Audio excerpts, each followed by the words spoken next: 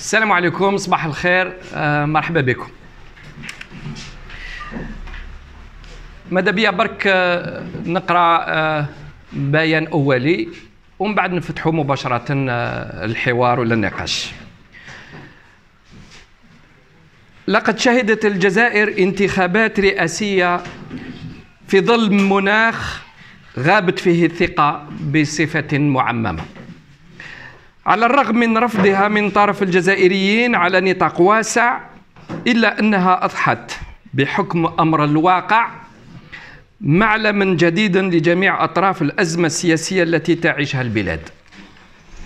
إذا كانت هذه الانتخابات تمنح السلطة مساحة أكبر للمناورة، هذا لا يعني تماما أنها فشل للحراك. بالفعل، لتقييم مدى تأثير هذه الانتخابات على تطور الوضع، من الضروري تحديد جميع عواقبها.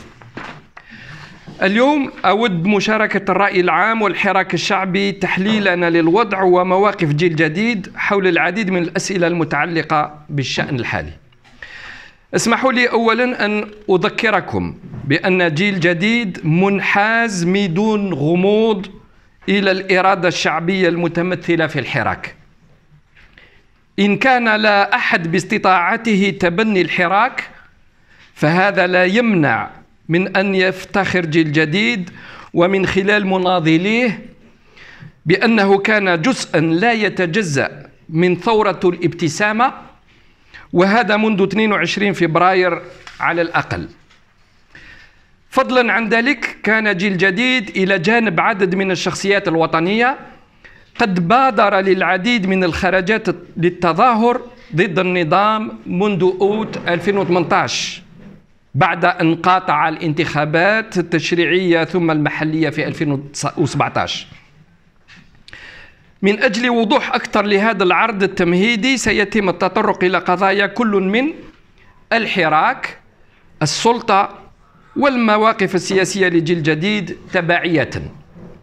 أولا، الحراك. بعد 10 أشهر من المظاهرات، استطاع الحراك أن يفرض حقيقة سياسية جديدة. أكيد لم يستطيع الوصول إلى السلطة، ولا أن ينصب زعماء، ولا أن يصوغ إيديولوجية أو برنامج سياسي، فقد جرت الانتخابات الرئاسية دون موافقته، ومن الواضح أن أساليب النظام السياسي لم تتغير بعد. ومع ذلك، فتأثيره على مجريات التاريخ الحديث للبلاد لا ينكرها إلا جاحد. باختصار، لقد أظهر الحراك للعالم أجمع وجه المجتمع الجزائري الجديد. لقد استطاع تفكيك واحد من أكثر الأنظمة فسادا والأكثر خطورة على شعوبها، كل ذلك بسلمية أثارت الإعجاب والانبهار. لقد نجح في تشكيل ومنح البلاد ضمير سياسي جديد سيكون مصدر إلهام لأجيال من الرجال والنساء الذين سيشاركون من الآن فصاعدا في العمل المواطناتي. طبعت ثورة الابتسامة ديناميكية استثنائية للتغيير لن تستطيع لا السلطة ولا ردود الفعل القديمة إيقافها. سيسجل التاريخ هذه الحقبة على أنها بداية تأسيس جديدة، أو أسطورة الأصل، ميت فونداتور، للجزائر المعاصرة. ثانيا، النظام. ظاهريا النظام فاز بجولة رسميا أعطى لنفسه مشروعية قانونية عن طريق هذه الانتخابات، لكن في الواقع النظام السياسي قد انهار، وبالتالي سيكون على الجزائر إعادة بناء نظام آخر. سيتعين عليه إحداث تغيير الموظفين السياسيين والتنفيذيين على نطاق واسع للغاية من جهة، وإجراء تغييرات عميقة في تنظيم الدولة وقواعد سيرها من جهة أخرى. وبالتالي يتعين عليه قبول تغييرات أساسية تكون في اتجاه المطالب الشعبية.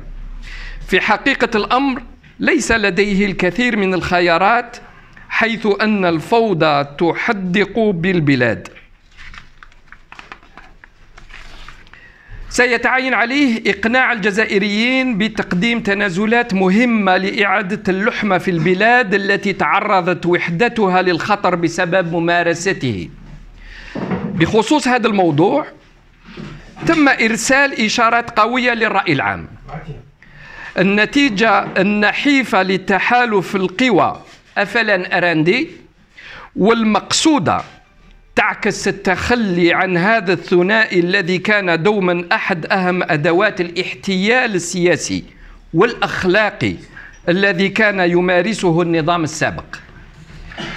من اختيار المرشحين إلى توزيع نتائج الاقتراع كلها إشارات تنبئ بإعادة تشكيل جديد للخارطة السياسية، سيتم ذلك على حساب طبقة سياسية معظمها بالية أكل عليها الدهر وشرب، ولما لا تكون في صالح الحراك والأجيال الجديدة التي تنبثق منه وتتغنى به.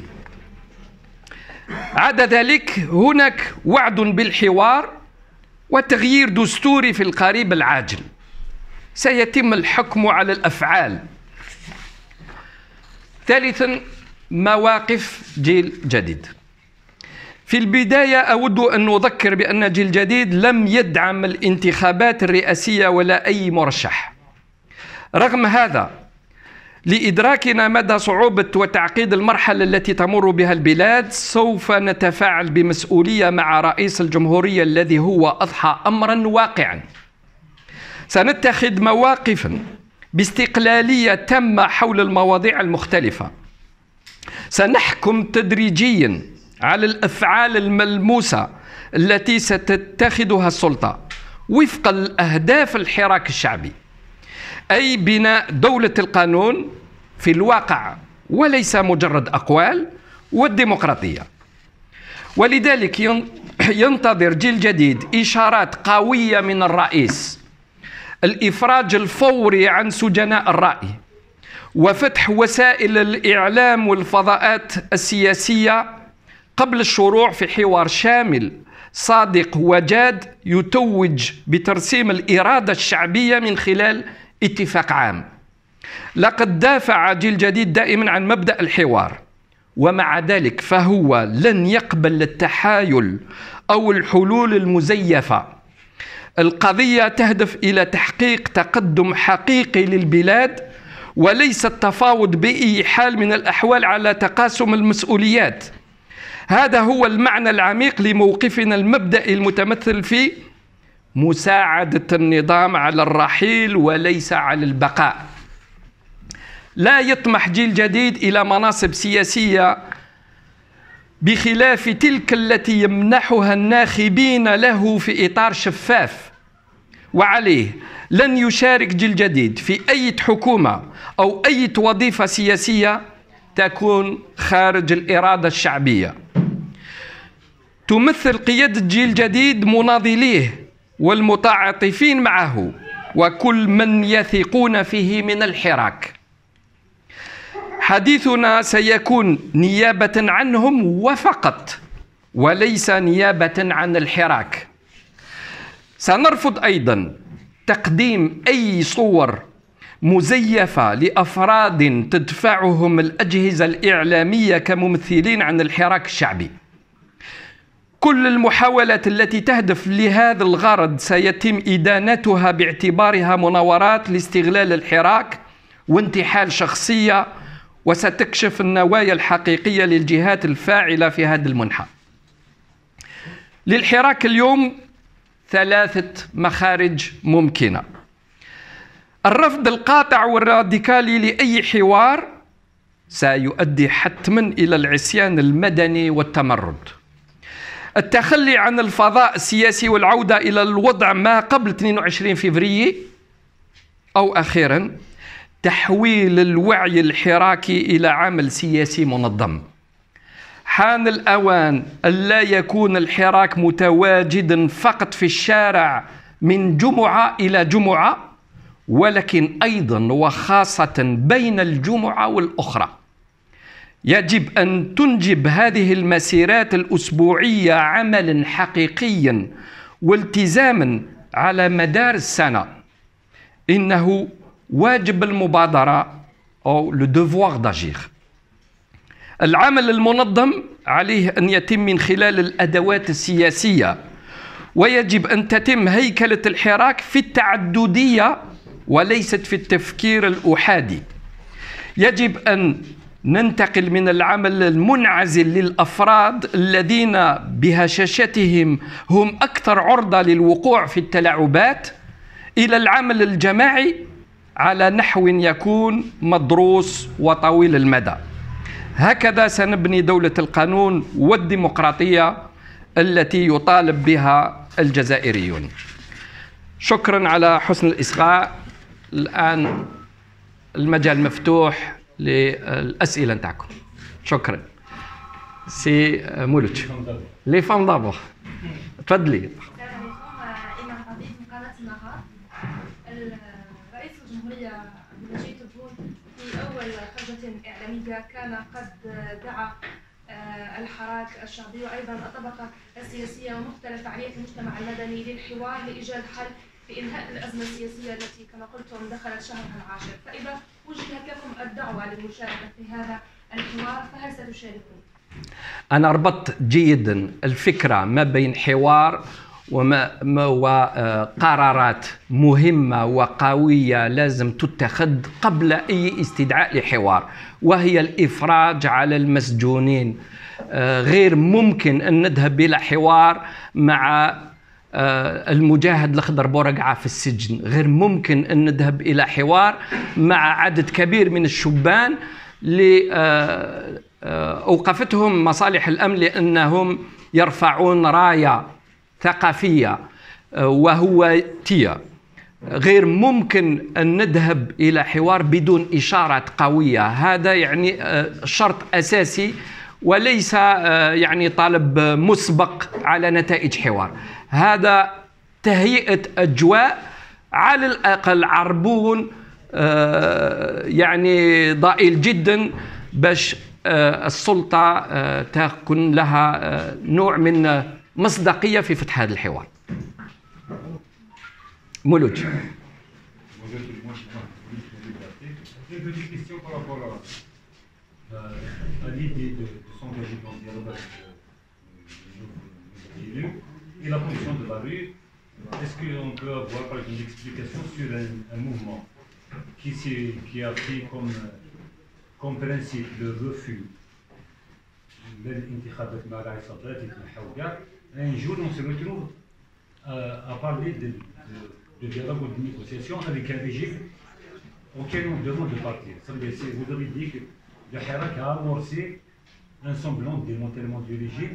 Est-ce que partir en négociation n'est pas une manière pour le régime de se reconstruire maintenant qu'il est, oui. Disons-le, il faut le reconnaître qu'il est affaibli. Oui. Donc il faut analyser à travers les faits. Qu'est-ce qui se passe? Le 22 février, les Algériens sont sortis pour dire non au 5e mandat, non à ce régime, non à ce système. Nous voulons un nouveau régime qui réponde aux normes d'un état de droit et de la démocratie. Il est évident que le régime n'allait pas s'autodissoudre. Il n'y a aucune alternative prête, même si il lui venait cette idée à l'esprit. Mais il faut reconnaître en même temps que le régime politique de Bouteflika est effondré. Il est très facile de revoir le nombre des plus hauts responsables, au moins de la dernière décade, le nombre de ces responsables qui se trouvent aujourd'hui en prison.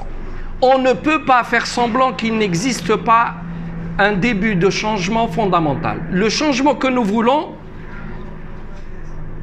relève de deux aspects, les hommes et les structures.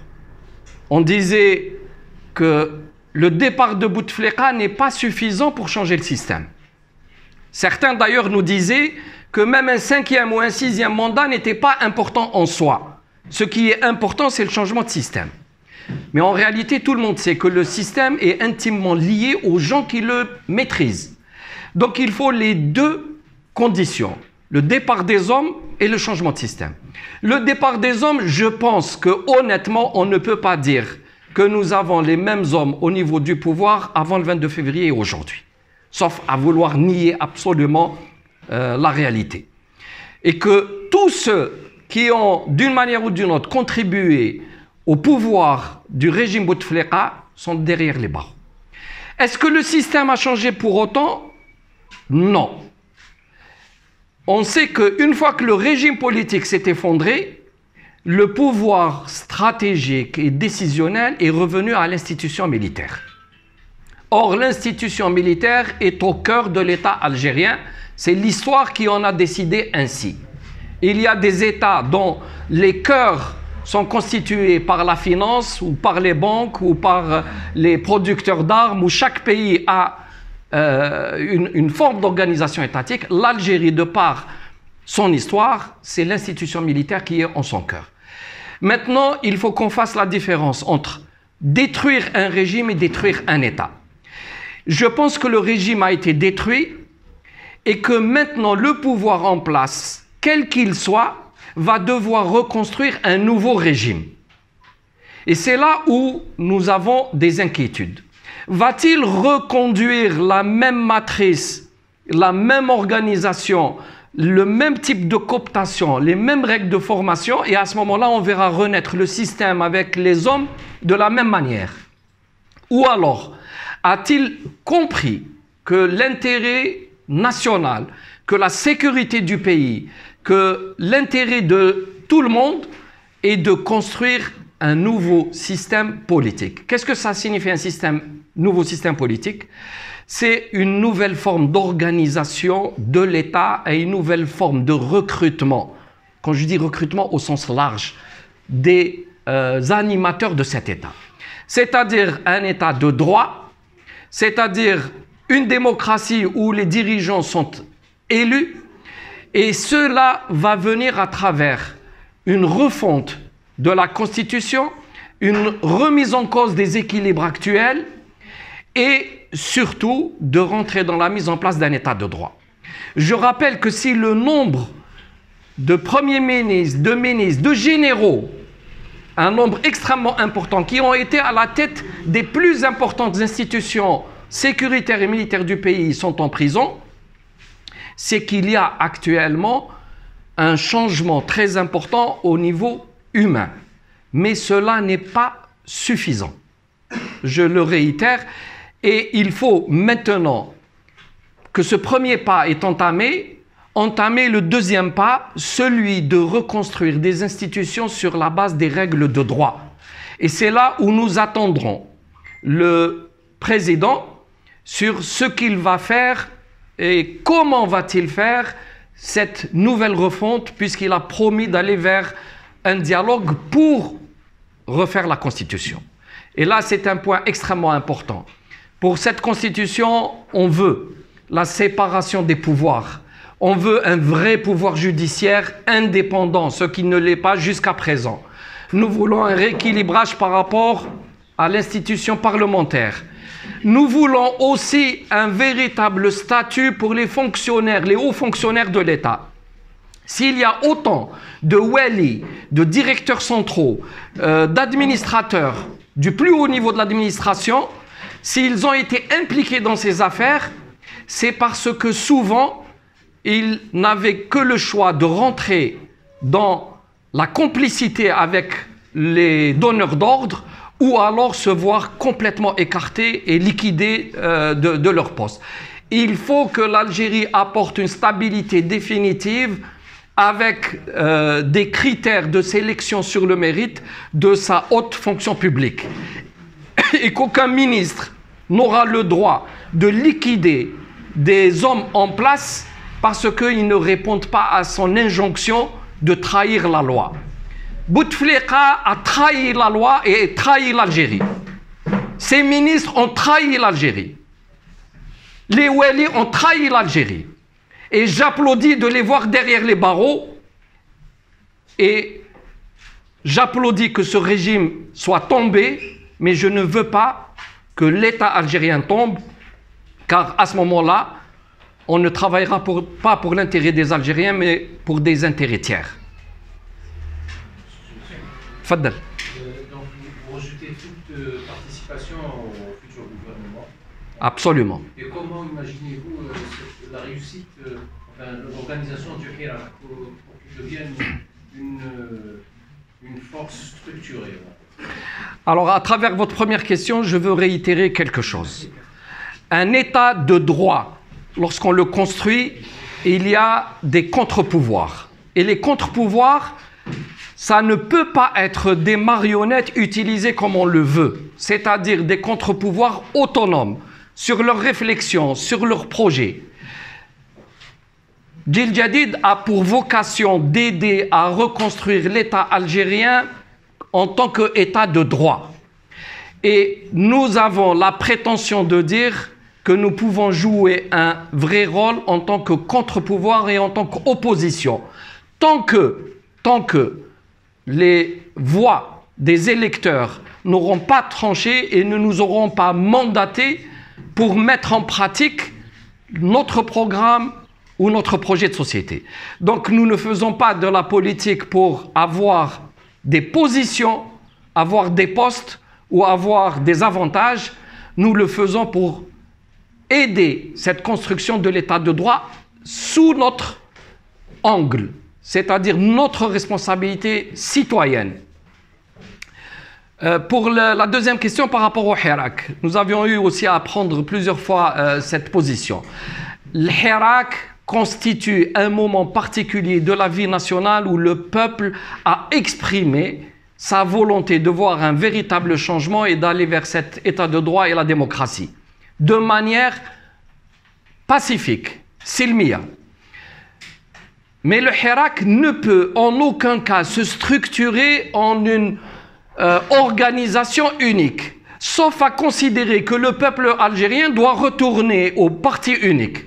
Et ça, c'est inacceptable. Et c'est pour cela qu'il n'est pas possible d'admettre que les uns ou les autres apparaissent dans les médias ou dans les réseaux sociaux pour endosser la légitimité du Hirak. Ça serait une escroquerie politique. Donc, que des individus, des universitaires, des syndicalistes, des hommes politiques souhaitent s'organiser, nous applaudissons. Dans la pluralité, dans la contradiction des idées, mais que quelqu'un essaye d'endosser le Hirak, nous le dénoncerons comme imposture. Fadal.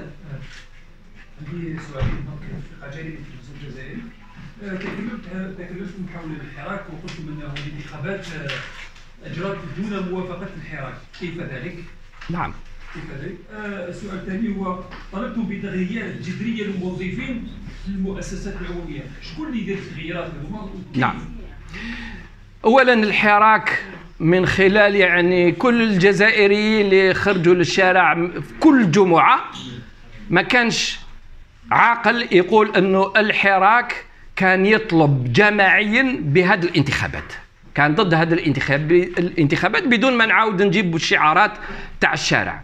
ولكن درك رانا امام واقع، هذا شيء طبيعي جدا ان يكون تدافع ما بين عدد من الجهات. الشعب فقد الثقه في السلطه وهذا وارد واضح. الشعب لان السلطه هذه تلعبت به عدد كبير من المرات، كانت وعود، كانت خطابات، كان يعني التزامات، وفي نهايه الامر نشوفوا الفضائح امامنا كيفاش راهي. فمن حق الشعب ان يشكك في اي شيء، ولكن عندما الشعب يقول لا فقط، هذا يعبر على الاستياء تاعو، وعلى السياسيين ان يحولوا هذا الاستياء الى اقتراح والى يعني اقتراح يكون عملياتي اوبيراسيونيل، ما نقعدوش في الاوهام برك. صف ولا حبينا ندخلوا في صراع مع انزلاقات، لان درك واش يبقى ولا ما قبلناش يعني بهذا الواقع الجديد ونرفضوه، نخرجوا يعني من اطار الدوله، ندخلوا للعصيان المدني، نروحوا للاصطدامات. واش نديروا؟ كي نطلبوا من السلطه ان تطبق نتائج حوار ما قبل بدايه الحوار، غير ممكن، لأن شفت بعض الإخوان يقولوا نقبلوا الحوار ولكن هاهم لك الشروط. في الشروط كي تقراها يعني ربما ممكن أن تخرج نسبيا بعد حوار معقول، ما تقدرش انت تعطي يعني كل هذه الشروط قبل الحوار. فإذا الحراك من حقه، ونزيد أكثر من هذا، لازم الحراك يتواصل. أنا قلت يتواصل من جمعة إلى جمعة، لأن هذا راه يكمل يضغط على السلطة باش ما تعاودش تنفرد بالقرار وما تعاودش تبني لنا نظام للأصول تاعو القاعدة القانونية تعاود تفتح للفساد. ولكن الآن الحراك عليه أن يقوم بالعمل الجدي. لازم الجزائريون يتعلموا يتنظموا في إطار محكم. لازم الآن يبداو يفكروا على أساس مشروع مجتمع. كفانا من الناس اللي يجيونا كالمطر ما نعرفوش منين نخرجوا، ويخرجوا من كل جهة ويبداو يقولوا في كلام غير معقول، ومرة يضرب على اليمين مرة يضرب على الشمال، يخون أي كان. كاين ناس كان عمره ولا تكلم في حياته، خرج في شهر جوان ولا شهر أوت وصبح يقول لك إيقونة الحراك. هذا غير مقبول. هذه عملية تاع انفلتراسيون تاع الحراك. الناس عندهم 30 سنة هما يعملوا وما هدروش. الناس خرجت من والو، قال لك من العدم يعني صبحوا هما يتكلموا باسم الحراك وحابين يديوا الحراك كله. هذا يعني خطأ. فعلى الجزائريين الآن اللي عندهم نية، وخاصة الشباب الجيل الجديد هذا اللي راح عنده وعي قوي، باش ما يضيعش الطاقة تاعو لازم يبدا العمل الجماعي. نخرجوا من العمل الفرداني لو ترافاي انديفيدوال وندخلوا في العمل الجماعي. الفرد كل مرة يقول حاجة، اليوم يجي يعيط يريب هذا، غدوة يقول لك لا نبني هذا، ما تعرفش وين رايح، ما عنده حتى التزام. يجي ما كانش شكون اللي يحاسبه. اما الاحزاب السياسيه ولا المنظمات عندهم ثقل، عندهم مناضلين، عندهم ناس. وهذا حتى وسائل الاعلام وخاصه بعض القنوات التلفزيونيه يعني يخدموا بواحد الطريقه عجيبه. يظهروا لنا ناس ما تعرفش كيفاش يخرجوهم ويوريوهم لك. واكثر من هذا، وهذا يعني إشارة قوية للسلطة، كفانا من ناس اللي يخدموا في الدين كل سلطة اللي تجي. كانوا مع العهدة الخامسة، كانوا مع تمديد العهدة، كانوا مع المادة 102، راهم ديما هما في الواجهة، وديما هما يتكلموا بالشي جديد. صبحوا اليوم يهضروا باسم الحراك.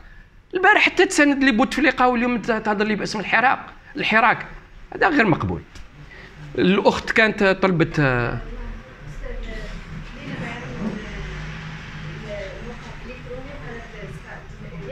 قناة. مرحبا بك. تحدثتم عن تنظيم سياسي للحراك. نعم. حاليا في يعني إشارة إلى قبول الحوار الذي طرحه السيد بول. الآن يعني أستاذ ما هي الآليات؟ قلتم أنه بعد 10 أشهر الحراك لم يستطع يعني تعيين ممثلين أو سياسيين لهذا الحراك. ما هي الآليات الملموسة يعني الواقعية التي تقترحونها الآن للذهاب لهذا الحوار؟ لأن الحراك لازم له تمثيل، وعندنا يعني أكثر من 48 ولاية الآن، وعندنا يعني كثير من الفئات في الواقع. عندنا الإسلاميين وعندنا اللائكيين وعندنا يعني أحيان فئوية يعني كثيرة. ما هي الآليات إذا المسألة التي نعم. تقترحونها؟ احنا تكلمنا عديد من المرات على مجتمع سياسي، une société politique اللي فيها أحزاب، فيها نقابات، فيها جمعيات، فيها بعض الشخصيات معروفة يعني مستقرة، مش ناس هادو نظن عندهم كفاءة وعندهم مصداقية باش يقدروا يتحاوروا. هذا أولا. ثانيا، احنا ماذا بينا من الحراك هذا تتنظم شرائح ويخرجوا حتى باعتمادات. لازم يتفتحوا الميدان السياسي، ما بقاش احتكار على السياسة. اللي عنده قدرة يأسس حزب خليوه يأسس حزب، اللي عنده قدرة باش يمارس السياسة في إطار حزب اللي يعجبه خليه يروح لهذاك الحزب. دونك ثانيا السلطة هذه هي عارفة مليح واش قال الشعب. الحراك هذا ما بقاش عنده ممثل باش واش راح يقول الممثل أمام السلطة.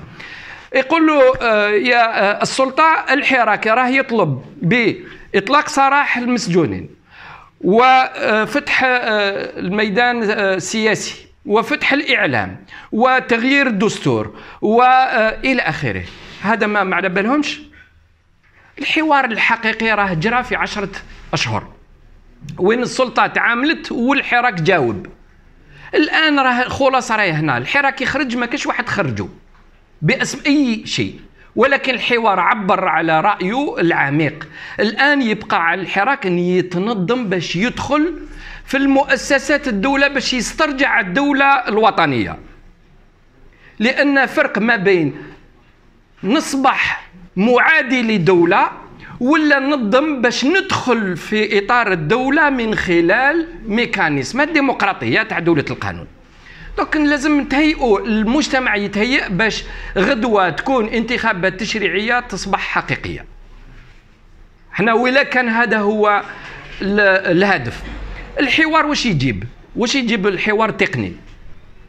ندخلوا في مضمون الدستور. هذا لازم الناس اللي عندهم خبرة شوية في السياسة. ما تقدروش نجيبوا إنسان برك لأنه يصرخ في الشارع يصبح ممثل الحراك وراح يبني دستور. غير معقول. لازم نخرجوا من الشعبوية هذه. كيفاش درك احنا الإنسان باش يعطي الجسد تاعو لرجل ولا لامرأة باش يعالجوا، لازم هذا الإنسان يثق فيه، يكون طبيب ومتخصص وقرأ 10 سنين ومانش عارف. احنا في الجزائر نحبوا نعطيو دولة ونعطيو بلد لناس اللي ما نعرفوش منين جاو. هذا غير ممكن. لازم نصبحوا ممارسات حقيقية تاع الناس تاع الدولة اللي يعرفوا ميكانيزمات قوية. هذا النظام السابق ما خلاش تنبثق من المجتمع هذه النخبة. اليوم علينا رانا في مأزق، رانا محكومين، السلطة فاسدة، قوانين ما يسمحوش بالنشاط الحقيقي، والمعارضة مبعثرة ما خلقتش ما قدرتش لأن ما خلاوهاش تخلق القوة الأساسية. دوك رانا في كلش لازم نبنيو كلش على مرة. هذا هو. دونك الحراك ماذا بينا يروح يتنظم. المفاوضات حول القوانين، قانون الانتخابات وقانون الأحزاب وقانون الإعلام بالناس اللي يمارسوها. قانون الإعلام لازم الإعلاميين هما عندهم كلمة فيها، هما تانيك مخانقينهم، هذه لاناب، هذه بوبليسيتي، هذا يرفدوا جورناليست، هذا هما يعرفوا القوانين تاعهم ولازم يتكلموا معاهم، كما لازم يتكلموا مع السياسيين في المجال السياسي. هذا هو. ولا السلطة عندها حسن النية ولا فاهمة باللي ممكن هذه المرحلة تكون مقبولة إذا كانت تحت عنوان عهدة انتقالية. هذه عهدة انتقالية وش يعني؟ نعاودوا بناء من جديد مؤسسات وقوانين وممارسات لربما تسترجع نوع من ثقة نسبية من عند الشعب باش ننطلق في بناء الدولة الحديثة، دولة القانون. تفضل.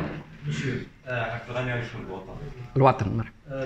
Bon, première question, pour pouvoir jusque-là, c'est obstiné à mettre en application, ça fait le. Est-ce que vous voyez aujourd'hui des signaux qui disent qu'ils seraient prêts à faire des concessions? Oui. Deuxième question, est-ce que vous ne prévoyez pas de renoncer des initiatives précédentes oui. La classe politique ou du moins une partie d'entre elles, qui formule des propositions communes?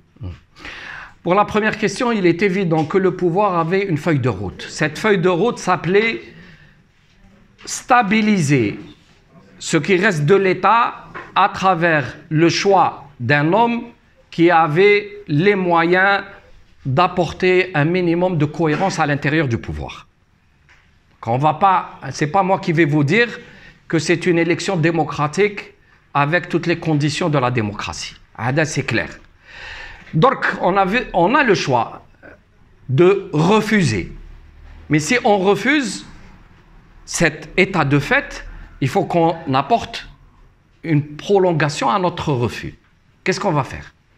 J'ai entendu des gens proposer une conférence nationale pour la transformer en une conférence souveraine et faire un processus constituant. Sincèrement, je vous dis, ça c'est complètement illusoire. D'abord, le contenu, on a expliqué à plusieurs reprises que ça ne peut pas être, ça ne peut pas déboucher sur une réalité. Et ensuite, c'est un déni du réel. C'est une façon de considérer qu'on peut organiser un État parallèle. Je ne crois pas que ça soit raisonnable dans cette situation-là. Quant au reste de la feuille de route, mon sentiment est qu'il y a déjà des signaux. Le premier est le résultat absolument significatif de la coalition FLN-RND. Elle apparaît aujourd'hui, à travers cette élection, comme n'ayant plus aucune base sociale.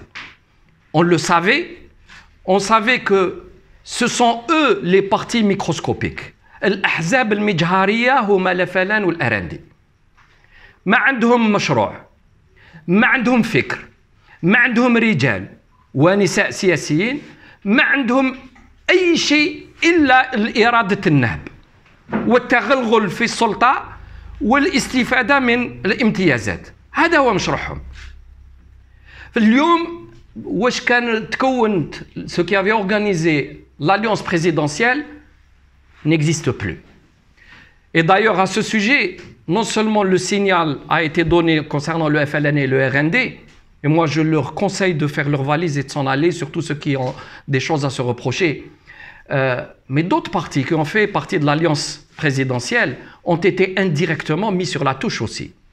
Ce n'est pas pour rien qu'on a vu un parti, entre parenthèses islamistes, à qui il a eu droit à la deuxième position. Je pense qu'il va y avoir une substitution de rôle, pour parler clairement. Donc, il y a des signaux, et surtout, lorsqu'on considère l'ouverture des dossiers en justice, et surtout les dernières informations qu'il y a eu, ce sont par centaines de dossiers. Et donc, qu'est-ce qu'on veut? On est en train de faire le jugement complet d'un système et de tous ces hommes. Et on ne peut pas dire avec une élimination des éléments essentiels de ceux qui ont été les pivots de ce système. Est-ce qu'on peut penser qu'on aurait pu aller directement à une élection libre et démocratique? Vous savez tous que si on était parti vers ce genre d'élection, c'est l'argent, encore une fois, de ces réseaux-là qui aurait pris le dessus. Donc, c'est une bénédiction qu'ils aient été liquidés. Et pour qu'ils soient liquidés, ils n'ont pas été liquidés démocratiquement. Ça, c'est clair. Et probablement que la justice est aussi actionnée. Mais je ne vais pas pleurer sur eux. Ils ont utilisé la justice pour saccager la vie des gens. Ils ont mis des gens en prison qui n'avaient rien à voir là-bas. Il y a eu des gens qui sont morts dans la prison. Et aujourd'hui, ces gens-là, vous voulez que je les défende en disant « ça, c'est une justice qui n'est pas encore libre ». Non, ils méritent de comprendre que c'est une justice qui n'est pas indépendante. Et en espérant que les nouveaux dirigeants qui apparaîtront comprendront définitivement que d'abord, voler et se servir dans le trésor public, ça peut se retourner contre soi, même quand on est président de la République. Hein? Quand on pensait corrompre l'Algérie et en même temps à un prix Nobel, mais on finit dans la poubelle de l'histoire, ça je pense que c'est une bonne leçon.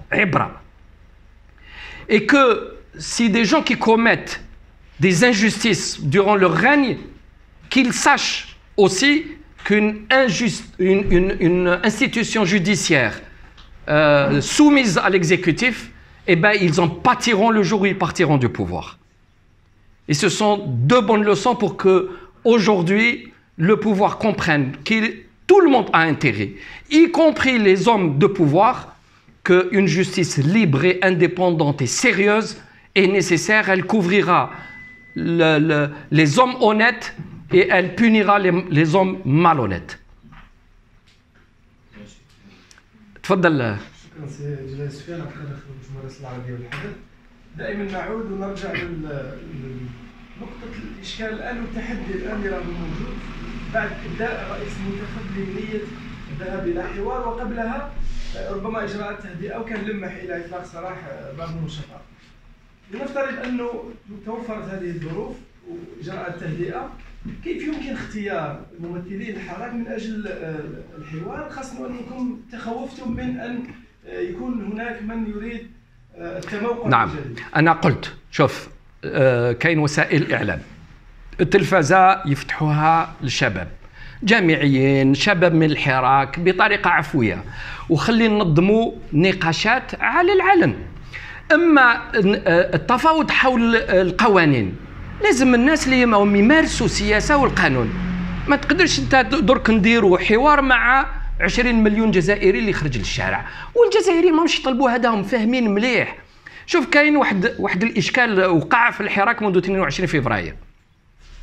الهبه الشعبيه هذيك بالقوه نتاعها راحت للتعبير على استياء كبير من السلطه هذه، ودارت المطالب تاعها. المشكل انه الوجوه اللي كان عندها دور في الميدان السياسي صبحت هي تتبع الشعارات تاع الشارع. هذا هو الواقع. وكي تتبع انت الشعارات تاع الشارع عنده وعي جماعي ولكن ما عندوش اليات سياسيه. دوك انت دائما تتبع الشعب، كي نوصلوا للحيط ونصبحوا في مشاكل اللي ربما حاجه اللي لا ما يحمد عقباه. ومن بعد الشارع، الشعب لمن يدور على الناس اللي عندهم سياسيين، يقول لهم انتم ديتونا لهنا. السياسيين هذوك اللي يلعبوا بالنار واش يقولوا للشعب احنا كنا نتبعوا فيك، والشعب يعاود يجاوب لهم. هذا هو معقول؟ الشعب يتبع نخبه اللي تكون قدوه، ولا النخبه اللي تحب تكون قدوه تروح تتبع الشعارات المتطرفه؟ كاين خلل. دوك ولا نحبوا نلعبوا برك بليزانسترومون ونظهروا نديروا لا سيغونشير ونكونوا اكثر معارضين من المعارضين. انا كان ماذا بيا نشوف هاد المعارضين قبل 22 فبراير، تسمحوا لي، كي كنا نخرجوا ناخذوا الضرب، انا مش ميم با تنديد من عدد كبير من الاحزاب السياسيه ونتحداهم، ولا احزاب سياسيه ولا شخصيات ولا افراد ولا النشطاء اللي اليوم راهم يخونوا في الناس كامل. ما ندوش عندما كانت الناس تخرج وجه لوجه لهذا النظام. وقولها انا مش باش نعاود، هل كان هنالك يعني حزب سياسي اللي رفض بالقوه كما جيل جديد ضد النظام بوتفليقي؟ صح ولا مش صح؟ كنا من 2012 الوحيدين اللي قطعنا الانتخابات تاع 2017. وعلاش؟ حنا ما نعرفوش نحسبوا دراهم، حنا نخلصوا المقر بجيوبنا، ما عندناش دي سوبونسيون. الناس اليوم راها يتحرضوا وتقول لك نديروا احنا نخرجوا من الدوله، ورجالاتهم في المؤسسات مازال يتقابضوا الدراهم والمقرات تاع الدوله. مقرات هذوك لازم يفهمونا كيفاش. دوك هذا ازدواجيه الخطاب والعمل هذه لازم تنتهي. اللي راك عندك برنامج حقيقه باش تبني بها مستقبل وتدافع على افكارك لازم تديرها، ولكن انت باش تستغل برك شعور الناس والشعارات وتحب تتموقع وانت تستفاد في نفس الوقت من امتيازات تاع الدوله، هذا احنا يعني ندوا بها، ما خلوهاش، غير ممكن. ويا للاسف احنا الناس اللي يحاولوا يخونونا وينتقدونا من هذا النوع، يعني رجل منا ورجل منا، ويشوف لينا حنايا الوقت كنا نحاربوه هما كانوا مخبيين تحت ولا وراء الستار. تفضل. Avec la déconfiture du FLN et du RND, comment vous imaginez l'action politique future, cette action collégiale? Je pense que le moment est venu maintenant pour que les Algériens s'organisent. Ils se sont réveillés à la politique. C'est un phénomène exceptionnel. Avant le 22 février, l'écrasante majorité de la population était marginalisée, ne s'intéressait pas à la politique, ne connaissait pas les acteurs politiques, n'avait pas envie de lire les documents fondateurs des partis politiques. C'est une réalité. Après le 22 février, ils se sont éveillés à la politique. Et s'ils étaient en dehors de la politique, ce n'est pas de la faute de la société algérienne, il faut bien préciser. C'est parce que le régime a tout fait pour empêcher que les Algériens s'organisent. Là revient l'idée fondamentale des activistes qui s'appellent eux-mêmes électrons libres et les organisations. Le pouvoir est content d'avoir des électrons libres. Parce que les électrons libres, ça crie, ça gueule, ça s'agite, mais ça ne travaille pas. Et tout ce qui est organisé, ça pose problème, parce que ça apporte un projet. Donc il faut que maintenant, puisqu'il y a eu cet extraordinaire mouvement du 22 février, il y a cette nouvelle prise de conscience, maintenant c'est 80% des Algériens qui s'occupent de la politique. Et de ces 80%, cette conscience nouvelle, c'est ce que je disais tout à l'heure, va être un élan exceptionnel pour la suite. Donc il faut qu'ils organisent des partis, il faut qu'ils s'impliquent dans les partis, il faut qu'ils se préparent à aller vers des élections. Il y a les centaines et millions d'Algériens qui sont dans la rue, ils ajustent ou ils réactualisent le logiciel. C'est-à-dire que cette énergie-là, on va la faire pour gagner les élections locales, pour investir les institutions, pour gagner les législatives et pour imposer par la suite, par la Vox Populi, un président de la République qui soit élu démocratiquement. Et qu'on soit à l'intérieur de l'État, mais un État reformaté qui permette de l'émergence. Donc, s'il y a dialogue aujourd'hui, je comprends que le dialogue, il faut qu'il prenne en compte les exigences et les demandes du Hirak. Et que l'aspect technique soit discuté avec les gens qui portent les projets et qui sont connus. Et ça ne signifie pas que ces gens-là vont aller à la responsabilité. C'est pour ça j'ai dit clairement, nous ne souhaitons prendre ni poste, ni avoir aucun avantage. Jusqu'au moment où on arrivera à une élection, donc, une fois que le peuple aura dit son mot dans un cadre de confiance, à ce moment-là, tout va changer. Je rajoute juste une chose pour le dialogue. Accepter un dialogue ne signifie pas accepter ses conclusions. On peut aller vers un dialogue pour négocier, et si on voit que ça ne tourne pas dans le bon sens, on quitte ou on refuse le dialogue. Donc il n'y a pas, les gens doivent faire une différence entre un compromis et une compromission. احنا من نهار الاول عاهدنا الشعب عمرنا ولا نسقط في عمليه باش نستعملوا الشعب لاغراض شخصيه. هذا هو ونعاود نكررها. تفضلي. عندي سؤالين فقط. السؤال الاول الجانب الفرنسي ربما نعم. يهنئ الجزائريين بانتخاب رئيس جمهورية جديد. ما قراءتكم ربما لهذه الخطوة؟ ايضا تكلمتم ربما عن الاراندي وعن الافلان. العديد من الأحزاب السياسية ستعيد ترتيب بيتها، هناك أحزاب ستختفي وهناك أحزاب ستكون في الواجهة. هل تطمحون لأن تكون ربما الحزب الأول في البلاد؟ نعم، هذه سنة الحياة، أنه الأشخاص والأحزاب والمنظمات تتغير وتتأقلم مع واقع، لأن الواقع متغير. هل لنا طموح باش نكونوا أول حزب؟ لا، ما نفكروش في هذا السياق. احنا نفكروا انه نعم جيل جديد تكون عنده مكانه في الساحه السياسيه، لان حاملين مشروع ورايحين ندافعوا على هذا المشروع من خلال وسائل وادوات سياسيه ديمقراطيه. درك حزب سياسي بطبيعه الحال ماذا به يوصل الى اعلى منصب في هرم الدوله باش يطبق الفكر نتاعو، يطبق المشروع نتاعو. وإلا الجزائريين شافوا خير في جيل جديد مرحبا وسهلا، وإلا ما شافوش باللي قادرين نحققوا الطموح نتاعهم مرحبا وسهلا، ما كاش مشكل. المهم انه نكونوا ساهمنا في بناء دولة قوية. اما على السؤال الاول تاعك مهم جدا، يعني موقف الدول الأجنبية من خلال الانتخابات هذه، شفنا باللي عدد كبير من الدول هنأت الرئيس الجديد، وهذا شيء طبيعي ولازم، لان لو كان الدول يعني ترفض اعتراف بسلطه في الجزائر، يعني هناك ندخلوا في حاله كارثيه وما نقدروش نتصورها.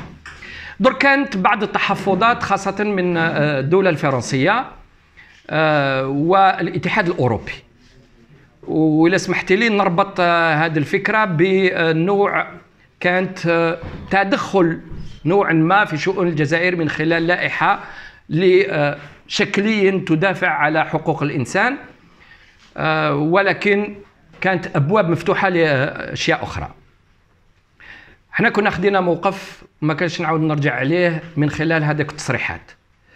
الغريب البعض يعني باش ناخذ عباره قال باللي كي احنا رفضنا التدخل بهذه الطريقه صبحنا عندنا الكومبلكس دو كولونيزي. Si le complexe du colonisé est l'inverse de la colonisabilité, je l'assume. Voilà. نعم. هاني قلت فرنسا عندها مصالح للدفع عليها. والعلاقات الدولية علاقات متركبة على المصالح ماشي على الصداقة. يعني انتهت مصالح فرنسا في الجزائر؟ نعم. انتهت مصالح فرنسا في الجزائر؟ لا، ما نظنش هكذا انتهت المصالح، لأن هنالك علاقة قديمة وقوية وتاريخية، وما تنسيش باللي عندنا تقريبا 5 مليون جزائري في فرنسا. ربما تكون بعد التوتر في العلاقة، ولكن لازم نتحملوها نقبلوها، لأن فرنسا كالولايات المتحدة كروسيا كالصين لازم يفهموا باللي كاينة دولة جزائرية اللي تدافع على المصالح تاعها. باش نخضعوا يعني للإرادات تاع فلان ولا فلتان غير ممكن، غير ممكن. وأنا موقفي يكون دائما مع الدولة الجزائرية ككيان عندما واحد يطاول على الجزائر. غير ممكن نفتح نافذة ولا باب باش طرف آخر من الأطراف الجزائرية يتدخل في المعادلة. اللي تدخل طرف أعرف باللي ضيعت من المصداقية من السيادة تاع البلاد، مهما كان الطرف من اليمين ولا من اليسار. دونك ما نخلقوش عداوة، ونحاولوا نستثمروا في ما ممكن استثماره في العلاقات الاقتصادية الثقافية في كل المجالات، ولكن السيادة تاع الجزائر تبقى خط أحمر. وي مولود. Vous avez parlé de... Vous ne refusez pas de négociation. Vous vouliez en faire du mandat du président un mandat de transition.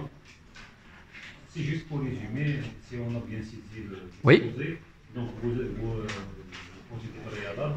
Oui. Enfin, c'est des préalables connus. Que nous-mêmes avions déjà déposé lors de la conférence du 6 juillet. Juste une précision par rapport au mandat de transition. Oui. Je veux dire, comment, sur le plan pratique, comment peut-on aboutir à un mandat de transition alors que je ne pense pas que le président l'élu actuel accepterait même l'appellation d'une transition. Ça veut dire que c'est un peu renversé. Ça veut dire qu'il y a ceux qui demandent un processus transitoire pour aboutir à l'élection présidentielle. Oui. Bon, que le président accepte ou refuse, c'est son droit. Je l'ai dit tout à l'heure, en tant qu'opposition, on dira ce qu'on pense. Et je pense que ce n'est pas diminuer de l'importance de ce mandat de transition, au contraire. Qu'est-ce que ça signifie? C'est un mandat de 5 années durant lequel devront être revus les fondamentaux de l'État algérien. Les règles du jeu politique doivent être remis sur la table. Un mandat normal, c'est un mandat lorsque vous avez un cadre construit où les règles du jeu sont établies. Or, aujourd'hui, on doit faire cette transformation. Cela aurait pu être une transition avec, mais à ce moment-là, un homme coopté et qui aurait pu éventuellement négocier à peu près ces changements-là. Le fait est que le pouvoir réel a imposé une élection et il nous a en fait désigné l'interlocuteur officiel du pouvoir. Au lieu qu'il soit coopté, il a été coopté par ceux qui ont été aux urnes le 12 décembre. Donc, il est là, il s'agit d'arracher au pouvoir les concessions fondamentales pour construire l'État algérien, l'État de droit et la démocratie. Donc il faut bien qu'il y ait quelqu'un. Ou là, si on dit, on vous enlève tous, on va réfléchir qui on va mettre à la tête de l'État pour faire quoi après. Il n'y a plus de négociation, il n'y a plus d'État. Donc la démarche tana, il faut qu'elle soit bien comprise parce que je sais, et c'est naturel, que beaucoup vont avoir l'impression qu'on va aller donner un quitus au pouvoir. Il ne s'agit absolument pas de cela et il faut bien saisir la nuance. تفضل. تأكدوا من موقفكم من تشكيل الحكومة المقبلة. نعم. إذا كان فيه حل البرلمان راح تكون الحكومة ربما مغايرة تماما للتوقعات، لكن إذا ما كانش فيه حل البرلمان وبرفضكم أنتم للمشاركة في هذه الحكومة وأيضا أحزاب أخرى قد يعني تأخذ نفس النهج، سيكون رئيس هذا المنتخب يعني أمام حتمية نعم. أنه يذهب إلى الأحزاب التقليدية. نعم. وهذا يعرقل مساعي التغيير الحقيقي اللي يريده الشارع الآن. كيف يمكن شوف احنا باش تعرفوا ما نهضروش بالنفاق. هذا المجلس الشعبي ما عنده حتى شرعيه وما عنده حتى مصداقيه. درك يقول لي نربطوا بالدستور ومانيش عارف. على بالكم من نهار الاول انا قلت ما نطبقوش الماده 102 بعد رحيل الرئيس. علاش؟ هما اللي ساندوا الماده 102 ومنها اقصى حركيين ما بين قوسين. قال لك نقعدوا في اطار الدستوري. قلنا احنا نخرجوا من هذا النفاق. ما بقاش دستور يسير الدوله الجزائريه الا يعني شكليا ولا في بعض المواد. سياسيا خرجنا من الدستور. درك الرئيس هدايا يقدر يروح يجيب طاقم مجدد من المجتمع المدني، من تكنوقراطيين، من ناس يكونوا نزهاء، ويعفس ولا سمحتوا لي بالعباره على هاد الناس اللي ما بقى عندهم حتى قيمه. وانا نقول لك يجيو يصوتوا ويغنيوا. هادو ما عندهمش يعني ما عندهمش مرجعيه سياسيه. اعطي له خلي له البوست وراه قاعد. هذا هما يا اخي وكل كيف اللي كان ادروت واللي كان اغوش. 10 شهور وحنا نسمعوا فيهم يقول لك ريبوا الدنيا بصح هو با يخرج ما يخرج. دونك مش الناس اللي رايحين يعرقلوا اراده تاع رئيس يجيب لنا طاقم شباب ولا ناس بصح متحكمين في الامور. مش شباب اللي نسيت تيتر باسكو ما لازمش ندخلوا في عقليه تاع شاب عنده 25 سنه هو برك اللي يقدر. هذا شويه ثاني كاين مشكل. دونك يقدر يدير حكومه. البرلمان هذا راه يخليه يستعملوه كوسيله. قلتوا نقعدوا في اطار الدستور، استعملوه وسيله. ما عنده توت فاصون ولا كيفاش نقول ما عندوش لا دينيتي. ما بقاتلوش هذا، ما بقاتلوش كرامه هذا البرلمان هذا. المهم انا واش فهمت من الاقتراحات انه اول خطوه هي اعاده النظر في الدستور. كي يعاد الدستور وان شاء الله في الطريق يعني صحيح. هذاك الوقت نظن انه حتما نروحوا للانتخابات. يبدا باستفتاء شيء واقعي باش يكون دستور حقيقه شرعي، ونروحوا هذاك الوقت لانتخابات تشريعيه. ولا مانيش عارف واش يكون يعني واش يتحاور واش الناس انا نعطي رايي، ولكن مش هذا. هذاك الوقت كي تخرج يعني نخبه جديده في داخل المؤسسات تنبثق منها حسب معطيات الدستور الجديد الحكومه ويعني كل المؤسسات اللي تليها.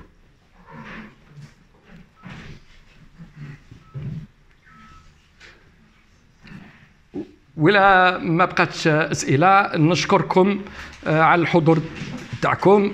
بارك الله فيكم والى اللقاء فرصه اخرى ان شاء الله.